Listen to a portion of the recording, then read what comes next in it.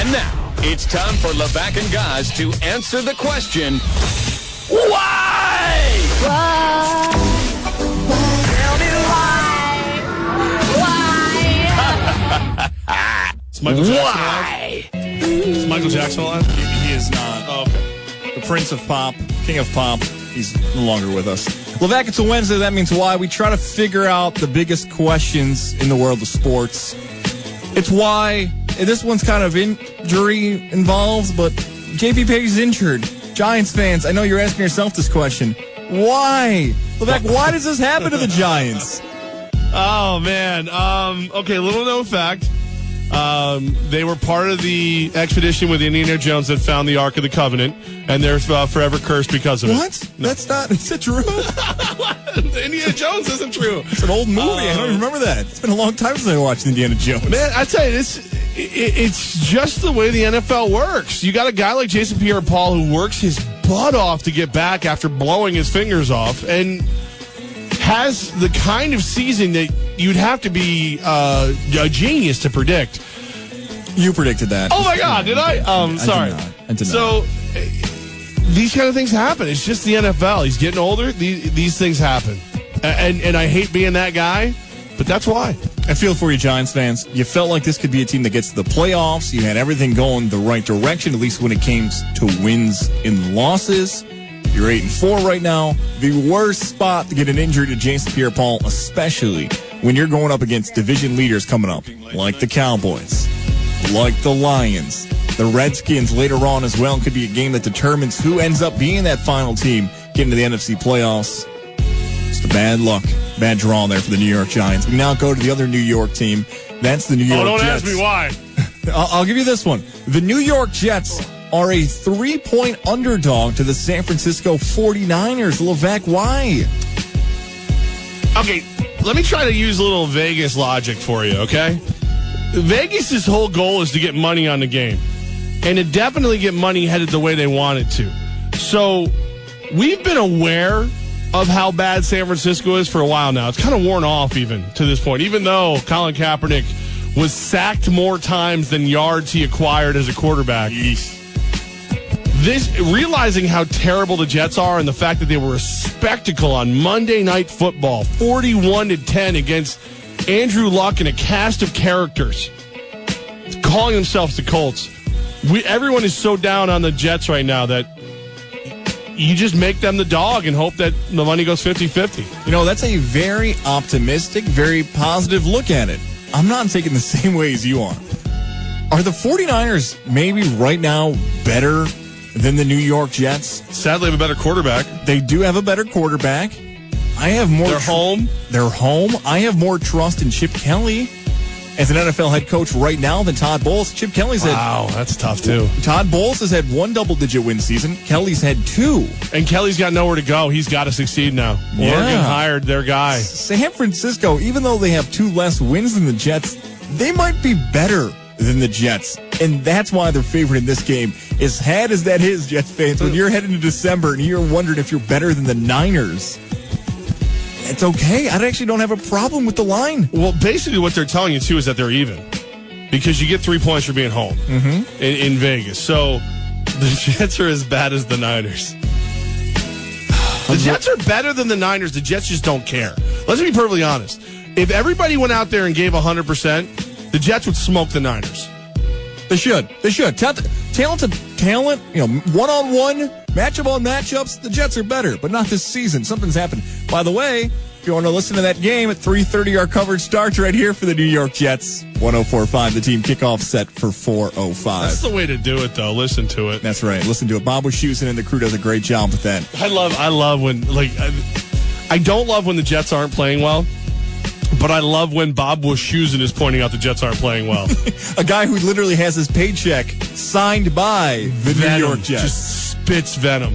The next one here is our Roldis Chapman and Kenley Jensen have yet to be signed by the New York Yankees. Now, we get one of those two would probably sign with the Yankees, but Levack, we saw yesterday Chris Sale get signed by the Red Sox. They haven't signed one of these guys. Why? Miami Marlins are a big reason. They're in there throwing money around. So it's a 3-team race right now to get them. The Dodgers are throwing cash out. The Marlins are throwing cash out, and the Yankees have an offer out to both pitchers, waiting for one of the two to bite the hook and then come in. Today, the last day of the winter meetings, the Rule 5 draft is tomorrow. I don't think it's going to get done before the end, and I think that the Marlins are the reason. And it's weird, too, because how much does a closer really help you after losing Jose Fernandez? Yeah, you'd rather have a starting pitcher to get you to 85, 90 wins and then have the closer there to supplement them and be able to move off of that. You're not getting nervous that the Marlins are going to throw a lot of money at one of these guys, are you? I mean, they threw a lot of money at Giancarlo Stanton, one of the biggest contracts in baseball history. Kenley Jensen loves Don Mattingly from their time together in L.A. Yeah. The fact that Mattingly was able to go to Marlins ownership and get them to open the checkbook for him, I'm not going to be shocked if he ends up in Miami. At that point, the bidding war between New York and L.A. for Chapman, there's a chance. And again, I'm not going to lose my mind, especially after talking to Andrew Marchand yesterday. And he said, "Look, man," I go, "Hey, I don't think Dellin Betances has the right mindset to be a closer." And he basically called me a moron. So. He's like, I can see why you might say that, but you're wrong, and I don't agree with you at all. I disagree. Yes, yeah. I don't agree with you at all. You know, it's interesting because months ago, we asked Buster Olney about what we thought the market would be for Aroldis Chapman, and Buster laid it out, and a lot of fans saw this. Chapman had some games where he got hit. 102, 103. People were making contact and putting it into play. He thought that was going to be good enough to maybe dilute the market a bit for Chapman. It's not 10 to 15 teams that are going after him. You've laid out two, but still, it only takes one to sign it away from the Yankees. Well, you know another reason the Yankees want him so bad. Why is that? On the off chance you're not that good, what happened every time he got up? The whole world stopped and watched him pop the mitt. 104, 105. People love to talk about Chapman. So he sells tickets, and that's something the Yankees need to do big time this year. We're doing why here. We move to college football for the next two. Oregon football didn't hire Chip Kelly. Why? All right. Apparently, this has been something that's been close to happening the whole time. Is it Taggart? Is that Willie Taggart, former South Florida coach, finished with the Bulls this season at 10-2. Who knew we'd have two South Florida Bulls in one Y segment? That's right. Pierre Paul and Willie Taggart.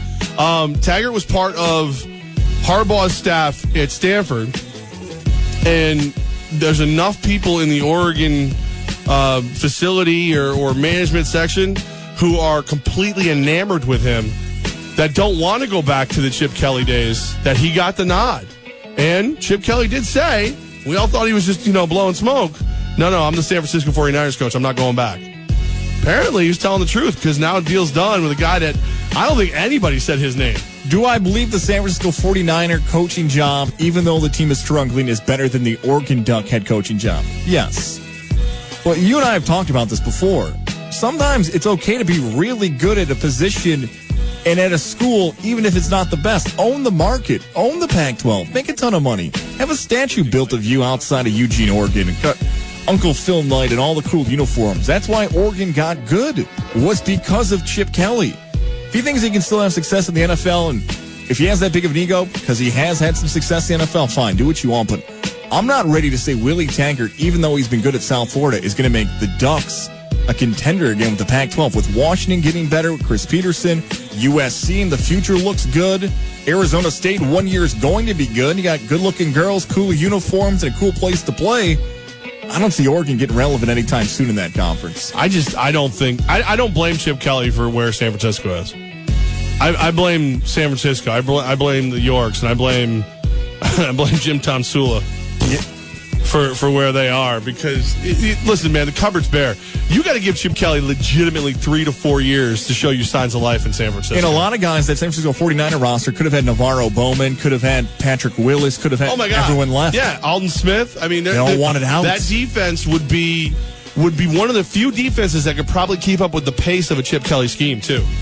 The next one here, college football. Les Miles has not been hired as a head football coach. Why? A lot of good noobs, a lot of good newbies moving up from the lower ranks to the big ranks. Yeah, a lot of hot names, the Hermans, the Taggarts, who we didn't even know was a hot name. I just think it was the wrong time to be unemployed. This guy won a national championship.